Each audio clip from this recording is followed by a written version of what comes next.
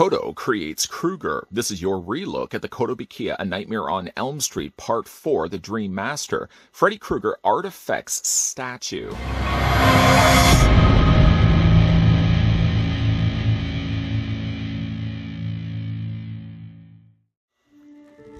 The classic villain from the Nightmare on Elm Street franchise, Freddy Krueger, is joining Kotobukiya's ArtFX lineup. Expertly sculpted by Naoya Muto and painted by Franken, this 6-scale ArtFX statue is modeled after Freddy's appearance from A Nightmare on Elm Street 4, The Dream Master. The subtle details in Freddy's wicked smile and posture portray his twisted character. His signature fedora is removable, and the angle of his hands can be adjusted, allowing you to create a variety of poses.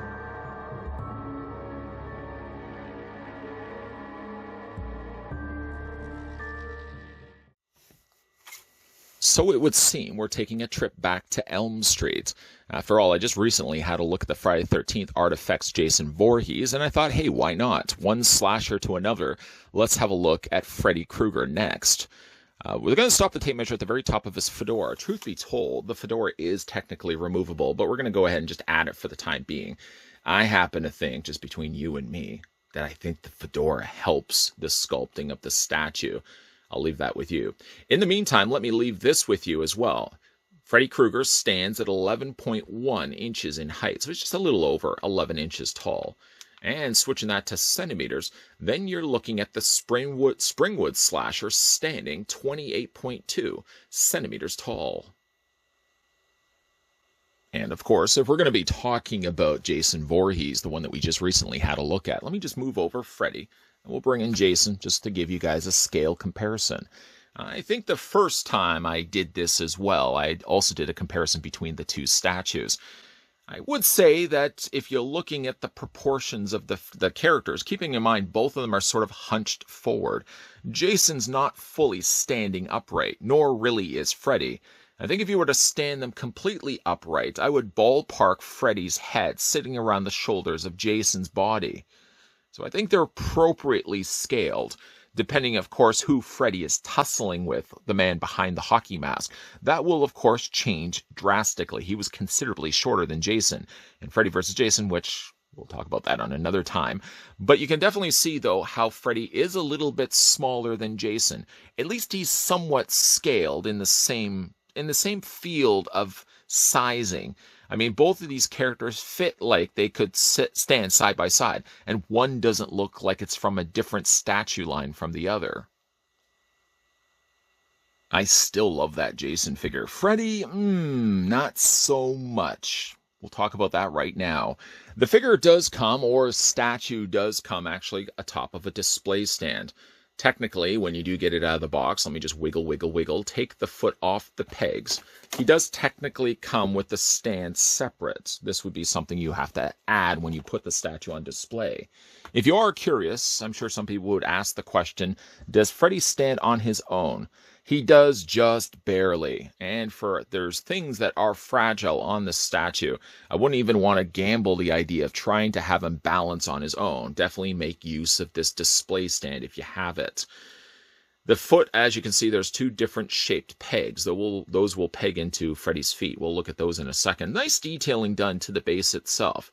Sort of having two different textures working at play here. Sort of having the floor graded here, the floor grading area, and then you sort of have something that kind of looks like concrete. It's got some really nice detailing done to it. As well, there is a little bit of rust that they've also added to the floor grading as well. I really like this. It's a nice looking stand. To attach Freddy, of course, to it, it only follows one way, really, so you have a larger peg hole at the back, a much smaller peg hole on the front. And that simply just attaches into place. It does certainly enough that it allows the statue to stand in place, and it's not going to definitely go anywhere. Technically, his other accessory, which has already fallen off, unfortunately, is his fedora. The fedora is done in plastic. It has a little bit of give to it, but not a whole lot, though. It's been molded and painted here in brown. I feel this could have been an opportunity where they could have added a little bit of extra something else to this, as really the fedora only seems to have one color to it. Well, that's not 100% true. There's a little bit of airbrushing of darker brown that's been added around the rim area, and then the pinched sections of the hat have slightly darker coloring in there as well. But I really do feel like they could have added a whole lot of extra paint to it. Jason has a whole lot, at least in his face. When we will look at Freddy's face, one of the things that falls short on Freddy is he doesn't have nearly enough paint working in his favor. And I sort of feel the exact same way when it comes to his fedora as well. You can put it on his head, for example. Obviously, you can be able to put it on Freddy's head. And at least being it as a separate piece, you can then dictate which way you want to display the hat. You can have it a little higher up if you want. Yeah, that's not really going to work, is it? Or you can have it slightly more lower down. I feel, again, though, the big problem with this statue, and I'll discuss it further more in a second, is I just don't feel like there's nearly enough paint going on for Freddy's face, that it feels like it's all sort of monotoned in color. And Fedora, in a way, sort of helps to that, in that I like to have the hat slightly more lower, so you don't see as much the imperfections that I'll be talking about in a second. The other thing, unfortunately, is removable on Freddy is his glove, and this is one of my biggest issues with the statue. The glove itself is nicely sculpted. I'll give Kotobukiya the credit for that.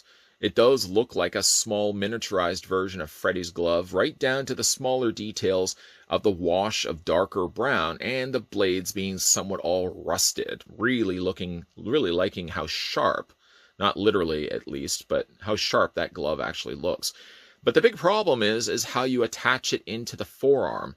These are, of course, all thin plastic. The last thing you would definitely want to be doing is adding pressure to these when you're putting it onto his hand.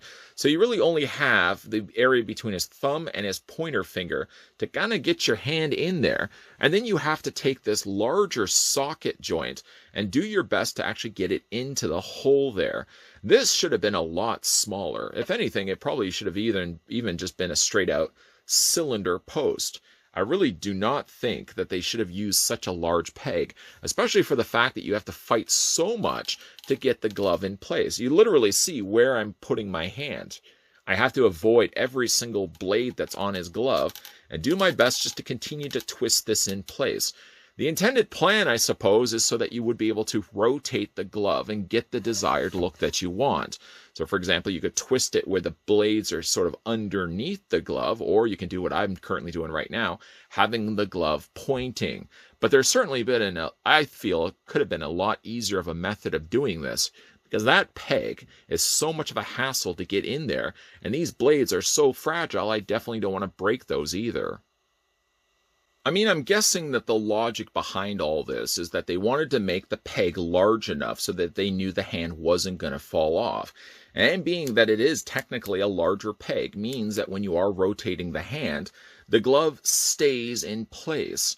But again, I do feel like there's a much better route that they could have even gone, even using magnets. Kotobukiya has used magnets before when it comes to their assembly of statues in the past. Why they wouldn't have gone the same route when it comes to Freddy, I just don't know. But again, you can get it more on a bottom where the blades are on the bottom of the glove. Or again, like I had it earlier, you can twist this around and have the glove pointing sort of like this. And that looks good. I will admit that does look good. It's a good pose on Freddy.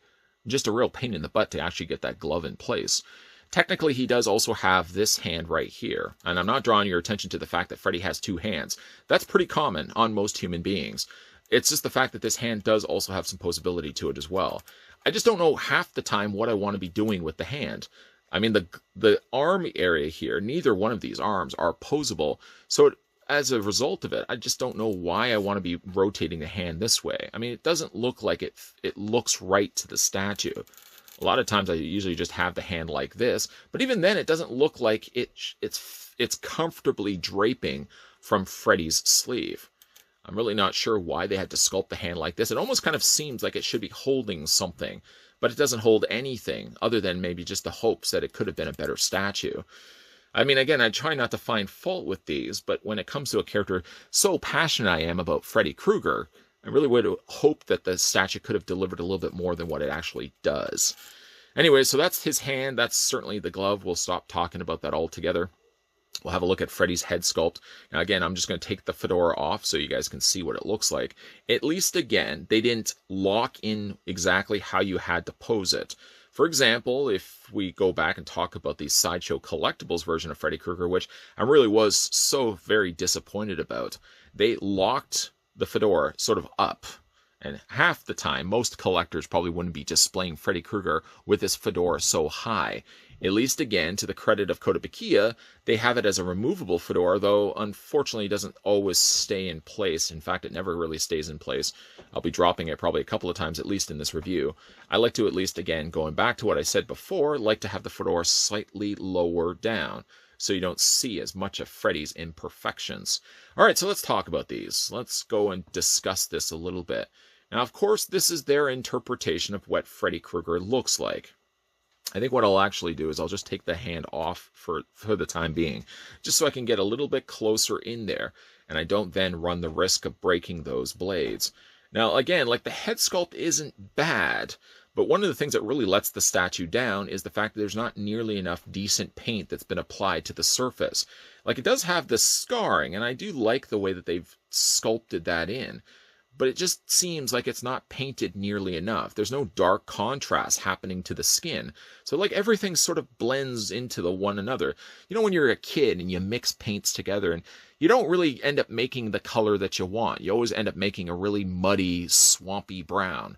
Well, while I don't feel like this is necessarily the case with Freddy's face, I do feel like without the lacking contrast of colors to the darker areas of those scars, sort of the color just blends into the next, and it just looks like a wad of chewing gum. I'm not really crazy either about the mouth. I think the eyes aren't bad. The nose is a little on the hooked side for me. You can see how far down that drapes. I'm not really even sure why the nose goes as far down as it does. Freddy's nose doesn't go that far down in the movie, and yet they really gave him a real schnoz here in the actual statue. Maybe it's the nose that's throwing it off for me, but I don't like the teeth either.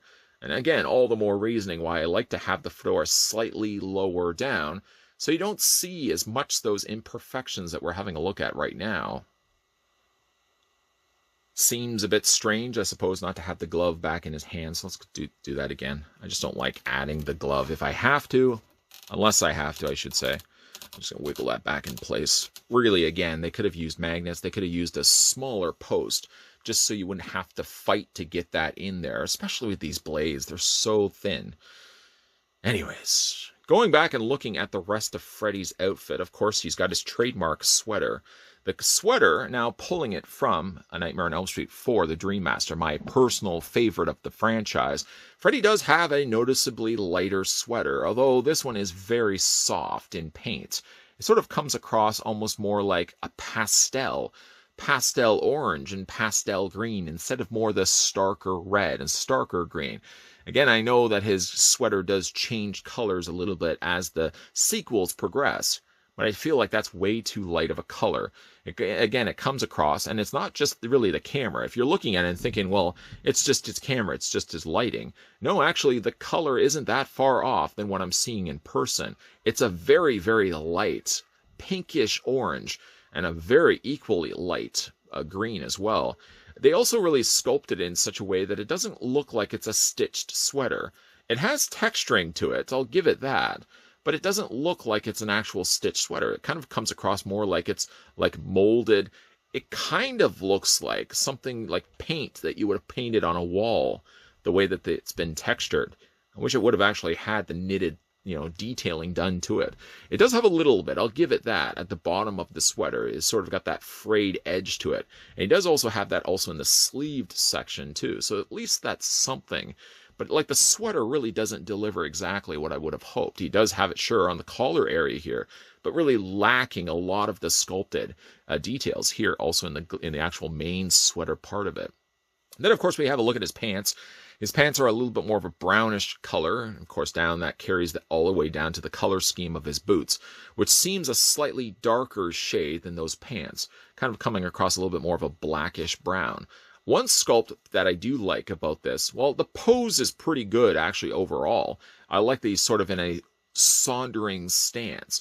And I do like that he has one lifted foot from the ground, so it doesn't look like he's actually just standing there. He's making some progressive steps towards his victim. This is nice. I like this. And the pose overall is pretty good on Freddy, but he lacks so much of other things going for him.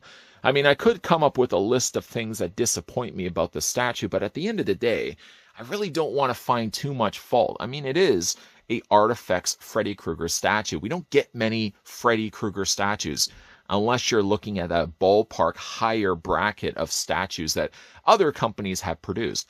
I wouldn't even say that this is the best Freddy statue around. In fact, I would almost even feel it's one of the lower ones around.